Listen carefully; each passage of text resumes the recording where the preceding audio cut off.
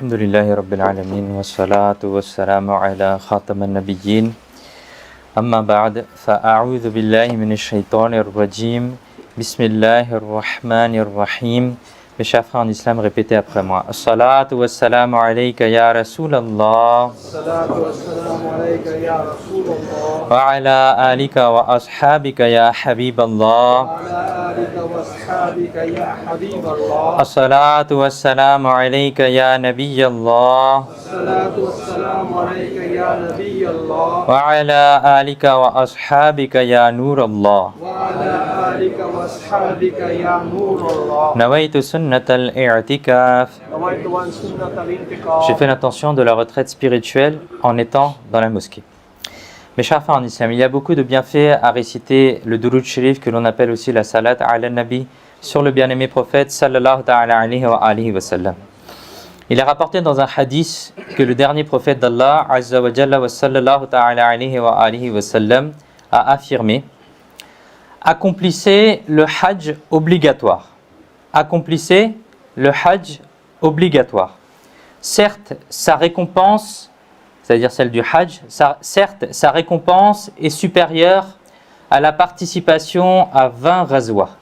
À 20 razwa, c'est-à-dire une razwa, c'est une bataille où le prophète alayhi salatu wassalam a participé lui-même à la bataille. Certes, sa récompense, la récompense du hajj qui est obligatoire, est supérieure à 20 razwa.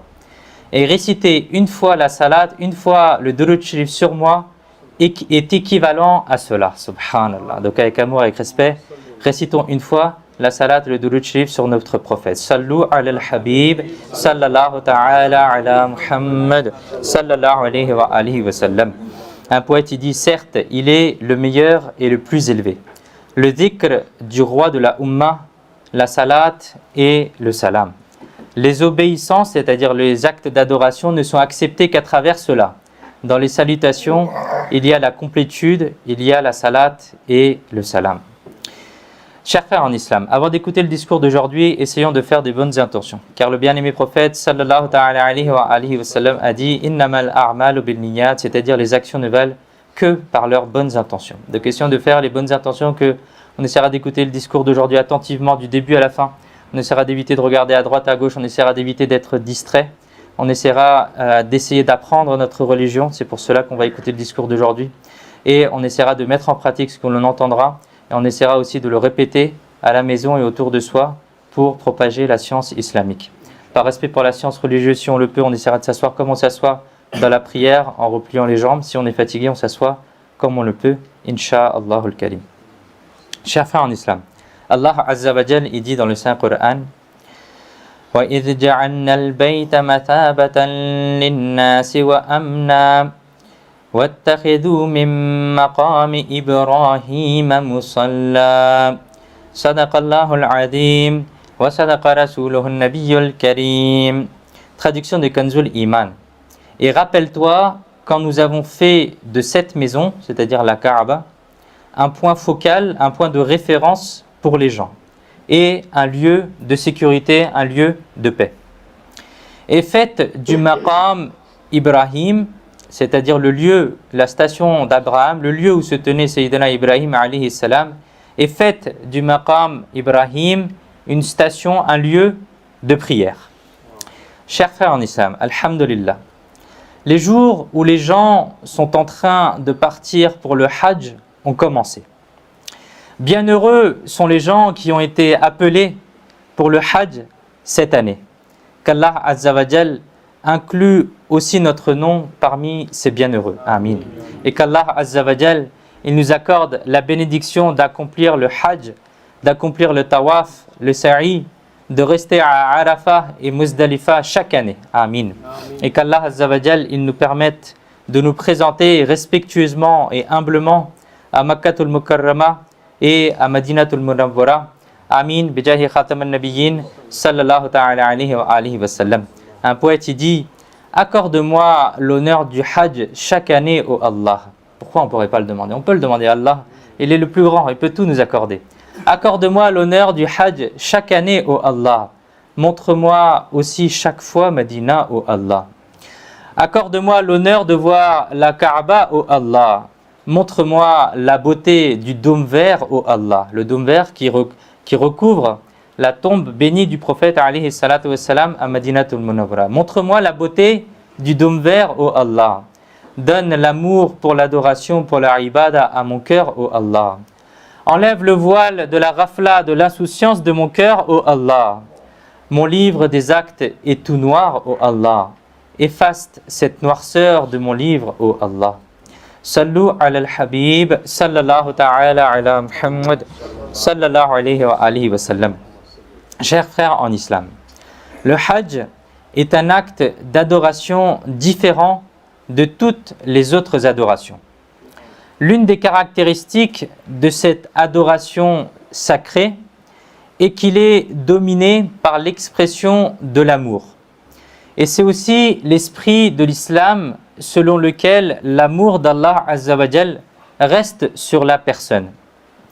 Autrement dit, lorsqu'une personne atteint la destination de l'amour après avoir dépassé les limites de la raison, alors là, elle touche le cœur de l'islam. Alors là, elle rentre dans l'esprit de l'islam. Le cœur, elle rentre dans le cœur de la religion et le cœur de la foi aussi. Et c'est la chose que nous voyons dans le Hajj. Qu'est-ce que l'on voit durant le Hajj? La prière est une forme d'adoration. Dans l'au-delà, la personne qui fait la prière sera récompensée. La prière apporte aussi des bienfaits, des bonnes choses pour la santé, des bienfaits médicaux, etc. Mais en apparence, on ne voit aucune sagesse en apparence scientifique à faire le tawaf, à tourner autour de la Kaaba. De la même manière, le jeûne est un acte d'adoration. Sa récompense est également très élevée. Ses vertus, son excellence sont également nombreuses, celui de faire le jeûne. De même, les bienfaits médicaux et scientifiques sont également innombrables pour faire le jeûne. Mais en apparence, il semble qu'il n'y a aucune sagesse scientifique à faire le rami al-jamarat, c'est-à-dire le fait de lancer les pierres sur les stèles, sur les shayatines durant le Hajj, qui fait partie d'un rite dans le Hajj. De la même manière, il y a beaucoup d'avantages sociaux, beaucoup d'avantages pour les gens lorsqu'on donne la zakat. Mais quelles sont les sagesses scientifiques à rester dans les plaines de Arafat un jour donné? En apparence, on n'en voit pas. Ce que l'on essaye de dire ici, c'est que pour un certain nombre d'adorations, en plus des bénéfices pour l'au-delà, en plus des bienfaits pour la akhira, il y a aussi des bienfaits scientifiques. Par exemple, le bon sens nous pousse à dire que nous devrions faire nos ablutions. Ça va nous rafraîchir par exemple, ça va nous permettre de nous laver en même temps, etc. Nous devrions établir la prière parce que ça va nous aider à faire des actes surérogatoires, ça va nous aider à faire des bonnes actions. Nous devrions acquitter la zakat, ça va aider les pauvres, ça va aider des fondations, etc. Nous devons effectuer le jeûne et puis ça va nous permettre de faire ceci ou cela. Combien est-ce qu'il y a de non-musulmans qui font leurs ablutions, ils se lavent, pas pour adorer, mais simplement pour se soigner ou pour être propre? Combien est-ce qu'il y a de non-musulmans qui, bien qu'ils ne donnent pas la zakat, comme nous on la donne, mais ils donnent de l'argent aux pauvres? Combien est-ce qu'il y a de non-musulmans qui s'abstiennent de manger, pas pour adorer, pas dans l'adoration, pas pour Allah Azza wa Jal, mais simplement pour faire un régime? Tandis que le Hajj, mes chers frères, est une forme d'adoration unique, où la logique elle s'arrête, où l'amour commence. Pourquoi? Le Hajj est un acte d'adoration qui est basé sur l'amour. Pourquoi? Quelqu'un de riche, quelqu'un qui porte des vêtements coûteux, quelqu'un qui dépense beaucoup pour sa coupe de cheveux ou pour ses chaussures, il porte 2 tissus non cousus. Parfois, avec ça, il va faire le tawaf de la Kaaba. Parfois, il va marcher entre Safa et Marwa. Parfois, il va aller dans les plaines de Arafat. Parfois, il va aller lapider les shayatines. Et à la fin, il se rase la tête. Qu'est-ce que c'est que tout cela? C'est une façon de montrer son amour. C'est une façon de montrer son amour avec son Seigneur, avec son Créateur, avec son Malik. En accomplissant le Hajj, une personne déclare par ses actes qu'il n'adore par son intellect, sa raison, mais qu'il est quelqu'un qui accepte de tout cœur et sans hésitation chaque chose venant de son Seigneur et de son bien-aimé prophète sallallahu alayhi wa sallam. Ceci est l'esprit de l'islam, c'est-à-dire que on n'a pas à chercher à chaque fois une logique dans chaque chose, mais à partir du moment où on a récité la shahada, à partir du moment où on est musulman, on accomplit par amour les actes pour Allah Azza wa Jal. La sagesse qu'il y a dans les actes est une chose. La sagesse qu'il y a dans les actes d'adoration, c'est une chose. Mais l'esprit de l'islam est qu'une personne efface ses réflexions, efface son intelligence, efface ses désirs et se soumette pleinement au commandement de son Seigneur. De même, le fait que l'islam nous enseigne à fréquenter les aînés, les pieuses personnes, fait également partie de l'esprit de l'islam. Autrement dit, une personne doit être respectueuse envers ses aînés, envers les personnes qui sont plus âgées qu'elle, les personnes pieuses, envers les personnes pieuses, envers les prophètes, envers les awliya, les aimer dans son cœur et renforcer sa relation spirituelle avec eux, c'est cela l'esprit de l'islam. Cela aussi fait partie de l'esprit de l'islam. Regardons tout simplement la première page du noble Coran. La première sourate que nous récitons tous les jours dans la prière, Allah Azza wa Jal nous dit qu'est-ce que le sirat al-mustaqim en disant sirat al-ladina an'amta alayhim, le chemin de ceux à qui tu as accordé la faveur. Ça, c'est le sirat al-mustaqim. Regardons mes chers frères à quel point l'islam enseigne de suivre le chemin des pieuses personnes, de ceux qui ont reçu le in'am, de ceux qui ont reçu la récompense. À tel point qu'il a été clairement dit que le droit chemin n'est que le chemin des pieuses personnes, le chemin des pieux prédécesseurs, le chemin des prophètes et le chemin des awliya, c'est-à-dire des proches d'Allah. Celui qui s'en écarte peut s'égarer, mais il ne peut pas recevoir la hidayah. Celui qui s'écarte du chemin des pieuses personnes, il ne peut que difficilement être sur la hidayah. Il ne peut être sur la guidée. Sayyidina Bara ibn Azib radiyallahu ta'ala anhu rapporte qu'une fois nous étions présents dans la cour du bien-aimé prophète sallallahu ta'ala alayhi wa sallam. Et le bien-aimé prophète sallallahu ta'ala alayhi wa sallam, il nous a posé une question et a dit: ô mes compagnons, dites-moi, quelle est la plus solide corde de la foi? Quelle est la plus solide corde de la foi? C'est-à-dire, alors les compagnons alayhim ridwan, les honorables compagnons alayhim ridwan, ont commencé à répondre chacun selon ce qu'il pensait. Quelqu'un a dit que c'est la prière qui est la plus solide corde de la foi. Alors le bien-aimé prophète sallallahu alayhi wa sallam a dit: le jeûne est une excellente forme d'adoration. Mais la réponse à ma question n'est pas celle-ci. Quelqu'un dit c'est le jeûne, la plus solide corde de la foi c'est le jeûne. Alors le bien-aimé prophète sallallahu alayhi wa sallam a dit: le jeûne est une excellente forme d'adoration, mais ce n'est pas la réponse à ma question. Quelqu'un dit combattre dans le chemin d'Allah. Alors le bien-aimé prophète sallallahu alayhi wa sallam a dit: c'est une adoration très élevée, très grande, mais la réponse à ma question n'est pas celle-ci, c'est-à-dire ce n'est pas la plus solide corde de la foi. Alors le bien-aimé prophète sallallahu alayhi wa sallam répondit lui-même à sa question en disant: la plus solide corde de la foi est d'aimer pour la satisfaction d'Allah, c'est-à-dire aimer pour la satisfaction d'Allah, aimer faire la prière, aimer faire le jeûne, aimer donner la zakat, aimer venir à la mosquée. Pourquoi? Pour la satisfaction d'Allah Azza wa Jal. Allahu Akbar. Chers frères en islam, ceci est l'esprit de l'islam. Faire les actes d'adoration, mais par amour pour Allah Azza wa Jal. Aimer les pieuses personnes, les prophètes et les awliya, c'est-à-dire les proches d'Allah, est la plus solide corde de la foi. Nous apprenons donc que faire descendre dans son cœur l'amour pour les pieuses personnes, renforcer sa relation spirituelle avec eux, fait partie de l'esprit de l'islam.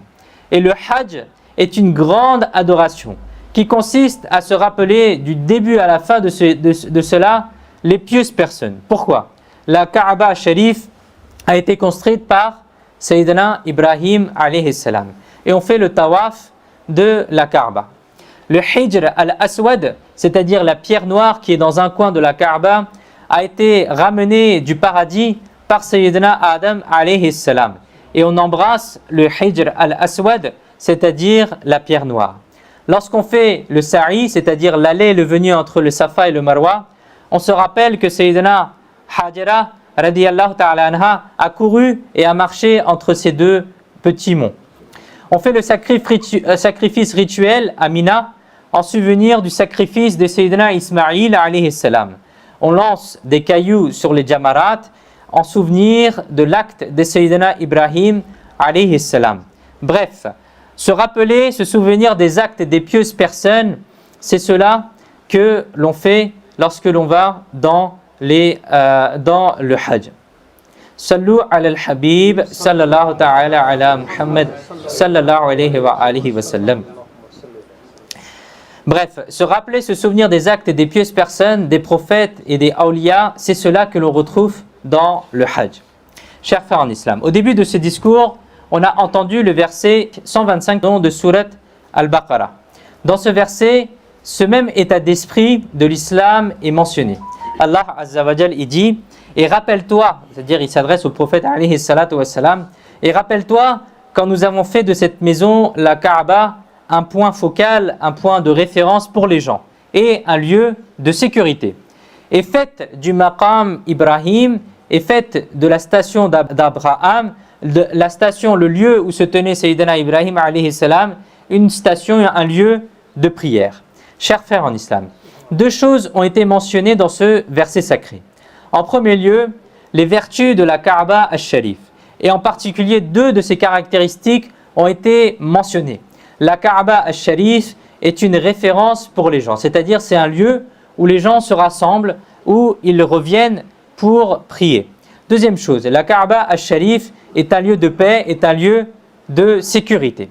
Le célèbre commentateur du Coran, Hakim al-Ummat, Mufti Ahmad Yarkhan Naimi rahmatullahi ta'ala alayhi, a écrit: à cet endroit, les gens du monde entier se rassemblent. Ceux qui y viennent une fois veulent y revenir encore et encore, sans se soucier des difficultés du voyage. Celui qui est libéré des occupations mondaines, celui qui a arrêté de travailler, qui est à la retraite par exemple, et entre dans son âge final, il essaye d'aller à la Kaaba al-Sharif pour adorer Allah Azza wa Jal. Les prophètes, alayhimus salam, dont les peuples ont été châtiés, venaient ici après la destruction de leur propre peuple et restaient ici jusqu'à la fin. Partout, les musulmans prient dans cette direction. De la même manière, où qu'un musulman meurt, on tourne son visage, lorsqu'on le descend dans la tombe, le musulman, on tourne son visage vers quoi? Vers la Kaaba. De ce fait, on apprend que la Kaaba al-Sharif est un grand lieu de pèlerinage et un lieu où les gens retournent encore et encore. Les respectables savants disent, une des caractéristiques de la Kaaba al-Sharif est que depuis sa construction, il n'y a jamais eu un moment où il n'y avait personne qui y faisait le tawaf. Comment c'est possible? Il y a tout le temps, mes chers frères, des êtres humains, ou bien des djinns, ou bien des anges qui y font le tawaf. À tel point que pendant le califat de Sayyidina Abdullah ibn Zubayr, radiyallahu ta'ala anhum, lorsque Hajjaj ibn Yusuf a voulu attaquer la Kaaba al-Sharif, durant ces jours-là, des pierres ont été lancées sur le lieu où l'on faisait le tawaf dans le haram, ce qu'on appelle le mataf. Les gens ont essayé de sauver leur vie, alors il n'y avait plus personne en train de faire le tawaf. Mais regardons la grandeur d'Allah Azza wa Jal, qu'il est rapporté que même à ce moment-là, un chameau y faisait le tour de la Kaaba al-Sharif. Allahu Akbar. On peut voir à quel point le statut de la Kaaba al-Sharif est grand, car Allah Azza wa Jal a tourné le cœur des gens vers elle. Alhamdulillah, mes chers frères. Les gens du monde entier dépensent de l'argent, font face aux difficultés du voyage pour s'y rendre et pour avoir le privilège de faire le tawaf, avoir le privilège de voir la Kaaba al-Sharif. Et il y a aussi beaucoup de pauvres personnes qui n'ont pas les moyens de s'y rendre, mais qui souhaitent voir même pour un instant la Kaaba al-Sharif. Un poète il dit: j'ai très envie de venir faire le Hajj. J'ai très envie de venir faire le Hajj. Quand serai-je invité au Allah? Que je me rende à Mecca, que je me rende à Madina. Accorde-moi les causes, accorde-moi les sababs pour m'y rendre, ô Allah. Chers frères en islam, la deuxième caractéristique importante de la Kaaba al-Sharif est qu'Allah Azza wa Jal a fait de la Kaaba al-Sharif et de ses environs que sont le haram un lieu de paix. Ça, c'est la deuxième chose qui a été citée dans ce verset. Un lieu de paix, un lieu de sécurité. Les respectables savants disent la personne qui rentre dans la Kaaba al-Sharif ou dans les limites du haram, sachant que le haram, il s'étend sur plusieurs kilomètres carrés autour de la Kaaba al-Sharif, cette personne-là, il rentre dans la paix, il rentre dans la sécurité sous différentes formes. La première forme que les savants citent, l'une des formes est que celui qui arrive dans le haram avec l'intention de faire le hajj ou la umrah, avec l'intention de faire ses bonnes actions, il sera à l'abri du châtiment le jour du jugement. En effet, il est dit dans un hadith que le bien-aimé prophète sallallahu alayhi wa sallam a dit « Celui qui rentre dans le haram, il reçoit des bonnes actions. Ses mauvaises actions sont éloignées et il est pardonné. » Allahu Akbar.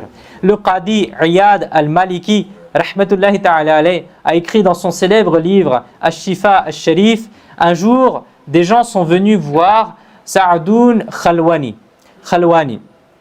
Ils lui ont dit qu'une tribu avait tué une personne, puis qu'ils ont mis son corps dans le feu.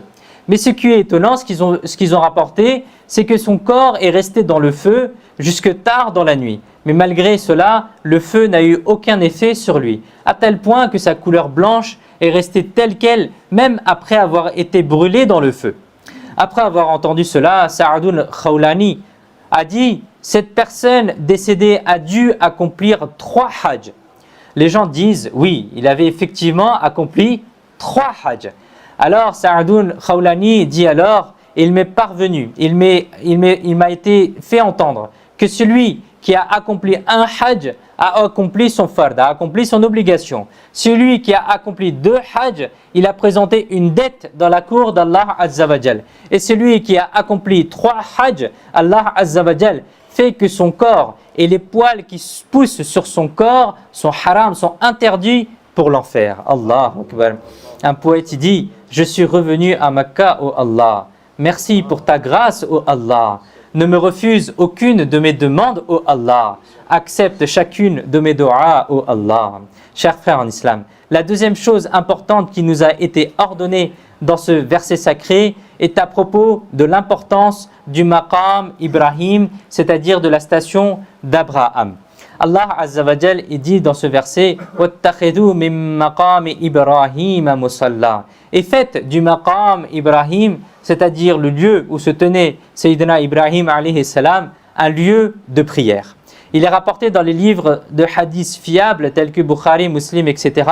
que cette partie de ce verset sacré a été révélée en faveur à cause de Sayyidina Omar al-Farouq al-A'zam radiyallahu ta'ala anhu. En effet, Sayyidina Omar al-Farouq al-A'zam radiyallahu ta'ala anhu a dit que le bien-aimé prophète sallallahu ta'ala alayhi wa sallam a pris ma main et m'a emmené dans une direction et m'a emmené vers quelque part. Arrivé à cet endroit, le bien-aimé prophète sallallahu ta'ala alayhi wa sallam a dit « Oh Omar, ceci est le maqam Ibrahim. » J'ai dit « Ya Rasulallah, au messager d'Allah sallallahu ta'ala alayhi wa sallam, ne pourrions-nous pas en faire notre musalla, notre lieu de prière ?» Alors le bien-aimé prophète sallallahu ta'ala alayhi wa sallam, celui qui connaît les choses de l'invisible, a répondu « Son ordre n'est pas encore arrivé. Son ordre n'est pas encore arrivé. » Alors il est dit que le soir n'était pas encore arrivé que Allah Azza wa Jal a révélé ce verset et a dit « Faites du maqam Ibrahim un musalla, un lieu de prière. » Subhanallah. Ceci est l'esprit de l'islam. Ici, rendons-nous déjà compte de la gloire et de l'importance de Sayyidina Omar al-Farouq al-A'zam radiyallahu ta'ala anhu. Vous avez présenté votre opinion et Allah Azza wa Jal a révélé un verset du Saint-Coran en accord avec votre opinion. Et il ne s'agit pas que d'un seul verset, non, mais il y a 20 versets du Coran ou plus qui ont été révélés pour approuver l'opinion de Sayyidina Omar al-Farouq al-A'zam radiyallahu ta'ala anhu. C'est ce que l'on appelle Mawafiqat al-Umar, c'est-à-dire les approbations de Sayyidina Omar Al-Farouq Al-A'zam radiyallahu ta'ala anhu. Chers frères en islam, qu'est-ce que le maqam Ibrahim? Allah Azza wa Jal, il dit dans ce verset وَاتَّخِذُوا مِن مَقَامِ إِبْرَاهِيمَ مُصَلَّى, et faites du maqam Ibrahim un lieu de prière. Qu'est-ce que le maqam Ibrahim? Mes chers frères, ceci est une pierre. C'est quoi? C'est une pierre. Il est rapporté que lors de la construction de la Kaaba al-Sharif, lorsque les murs ont commencé à s'élever au-dessus de la tête, Sayyidina Ibrahim alayhi salam, qui était en train de construire la Kaaba al-Sharif, a demandé à son fils Sayyidina Ismaïl alayhi salam d'apporter une telle pierre sur laquelle vous pourriez vous tenir debout et continuer les travaux de construction de la Kaaba al-Sharif. Alors Sayyidina Ismaïl alayhi salam s'est dirigé tout près vers la montagne, la première montagne du monde qui est appelée Abu Qubays. En chemin, vous avez rencontré Sayyidina Jibril alayhi salam qui vous a montré deux pierres bénies, deux pierres spécifiques de cette montagne Abu Qubays. Mais Sayyidina Idris alayhi salam les avait cachées sur cette montagne par crainte du déluge de Sayyidina Nuh alayhi salam. Lorsqu'il y a eu le déluge, lorsqu'il y a eu Sayyidina Nuh alayhi salam, Sayyidina Idris alayhi salam avait caché ces deux pierres dans cette montagne aussi. Alors Sayyidina Jibril alayhi salam a demandé de mettre une pierre dans la Kaaba et de se tenir sur l'autre pierre pour faire les travaux de construction.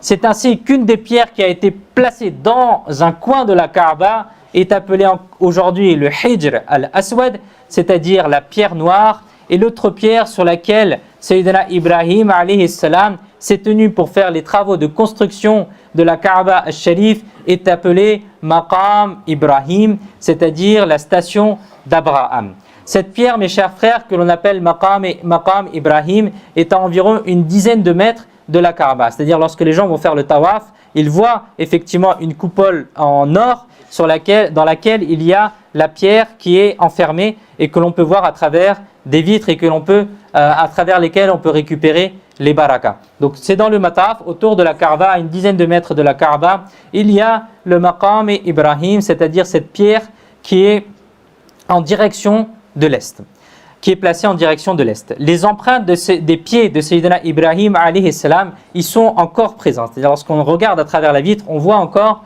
les traces, les empreintes des pieds bénis de Sayyidina Ibrahim alayhi salam. La longueur de chaque empreinte dans la pierre est de 22 cm et la largeur est de 11 cm, tandis que la profondeur d'une empreinte est de 10 cm et l'autre est de 9 cm. Au XXe siècle du calendrier grégorien, cette pierre avait été mise dans une boîte en argent et une pièce de 18 mètres carrés environ en forme de dôme avait été construite au-dessus. Mais puisque cette pièce constituait un obstacle pour les gens qui faisaient le tawaf, un élément en verre a été préparé à sa place et la pierre a été placée dans un magnifique cristal. Un grillage plaqué or a été placé autour et un verre de 10 mm a été placé à l'extérieur qui est par balle, qui résiste aux balles et qui résiste à la chaleur. Et les plus bienheureux visitent encore aujourd'hui cette pierre bénie. Il est écrit dans les livres que Sayyidina Ibrahim alayhi salam s'est tenu 3 fois sur cette pierre bénie. Une fois, Sayyidina Ibrahim alayhi salam est venu du Sham, c'est-à-dire de Syrie, jusqu'à Makkah al-Mukarrama pour visiter votre fils Sayyidina Ismaïl alayhi salam. Mais Sayyidina Ismaïl alayhi salam n'était pas présent à la maison. Alors votre respectable épouse vous a reçu respectueusement, elle vous a amené une pierre et Sayyidina Ibrahim s'est tenu debout dessus. La deuxième fois où Sayyidina Ibrahim alayhi salam s'est tenu sur cette pierre est lorsque la Kaaba al-Sharif était en train d'être construite. Lorsque les murs sont devenus hauts, Sayyidina Ibrahim alayhi salam s'est tenu sur cette pierre. L'excellence de cette pierre bénie était qu'à mesure que les murs s'élevaient, cette pierre aussi s'élevait en haut. Et à mesure que Sayyidina Ibrahim alayhi salam souhaitait descendre, alors la pierre aussi redescendait pour que Sayyidina Ibrahim alayhi salam puisse redescendre. La troisième occasion est que lorsque Sayyidina Ibrahim alayhi salam a terminé la construction de la Kaaba, alors Allah Azza wa Jal a dit « Oh Ibrahim, annonce le Hajj parmi les gens. Annonce le Hajj parmi les gens. » Alors Sayyidina Ibrahim alayhi salam s'est tenu troisième fois sur cette pierre bénie et a annoncé le Hajj. Et il est rapporté que cette annonce a été entendue par tous ceux qui allaient naître jusqu'au jour du jugement. Tous ceux qui ont dit labbaik, ils obtiennent la bénédiction de faire un hajj. Celui qui a dit labbaik une fois, il accomplit un hajj. Celui qui a dit labbaik 2 fois à ce moment-là, ou plus d'une fois, il en fera autant de hajj. Mes chers frères en islam, Sayyidina Abdullah ibn Salam, radiallahu ta'ala anhu, qui est un compagnon du prophète, a dit, Sayyidina Ibrahim alayhi salam avait placé cette pierre bénie, c'est-à-dire le maqam Ibrahim, près de la Kaaba al-Sharif, en tant que qibla. Et vous vous tourniez vers cette pierre pour faire la prière. Il est rapporté dans un hadith que le Hijr al-Aswad et le maqam Ibrahim sont des rubis du paradis, sont des pierres précieuses du paradis. Et si les erreurs des êtres humains ne l'avaient pas touché, c'est la continuité du hadith, et si les erreurs des êtres humains ne l'avaient pas touché, alors l'Est et l'Ouest seraient illuminés par sa lumière, subhanallah. Le compagnon du prophète, Sayyidina Abdullah ibn Abbas radiyallahu ta'ala anhu, rapporte que lorsque Sayyidina Adam alayhi salam est venu sur terre, alors Allah azza wa jal avait également fait descendre 2 pierres du paradis avec vous, ce qui est le Hijr al-Aswad et le maqam Ibrahim. À ce moment-là, ces pierres étaient très brillantes. Lorsque Sayyidina Adam alayhi salam les a vues, vous les avez reconnues et vous les avez collées contre vous et vous avez ressenti du réconfort, c'est-à-dire de l'amour et de la tranquillité en les prenant avec vous.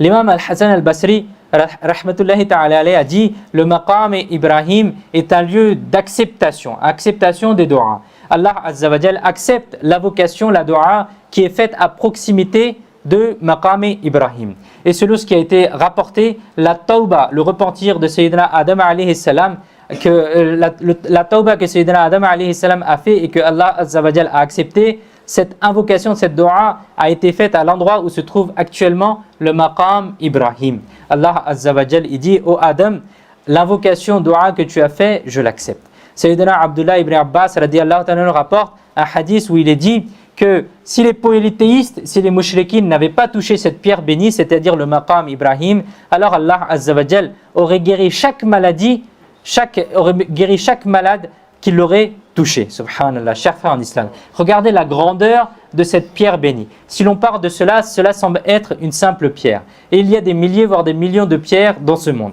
Mais le maqam Ibrahim est la pierre bénie qui a un lien avec le prophète d'Allah, Sayyidina Ibrahim alayhi salam. C'est cette relation qui a rendu cette pierre si éminente, si importante. Et que cette pierre apporte la guérison et que la vocation, la doua, à proximité de celle-ci est acceptée par Allah azza wa jal. Maintenant, réfléchissons à partir de cela. Si une pierre qui a un lien, qui a une relation avec Sayyidina Ibrahim alayhi salam peut apporter la guérison et que les invocations faites à côté d'elle peuvent être acceptées, alors pourquoi la terre qui a un lien avec le maître de Sayyidina Ibrahim alayhi salam, c'est-à-dire notre noble et bien-aimé prophète sallallahu ta'ala alayhi wa sallam, pourquoi la terre de Madinatul Munawwara ne pourrait pas apporter la guérison? Si cette pierre peut apporter la guérison, peut venir en aide, alors les pieuses personnes présentes dans la communauté de l'imam des prophètes sallallahu ta'ala alayhi wa sallam, c'est-à-dire les awliya, ne pourraient-ils pas apporter la guérison par l'autorisation d'Allah?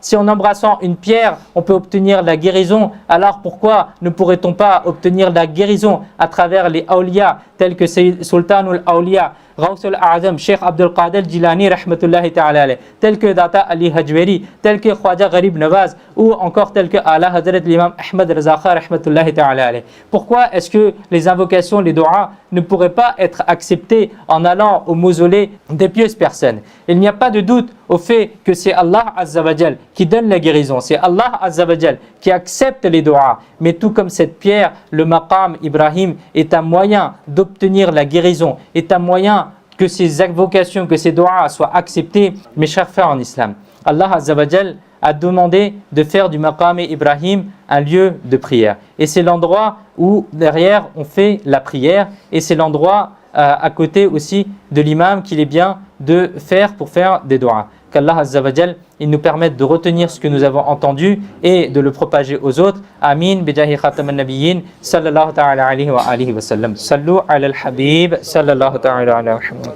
sallallahu alayhi wa sallam.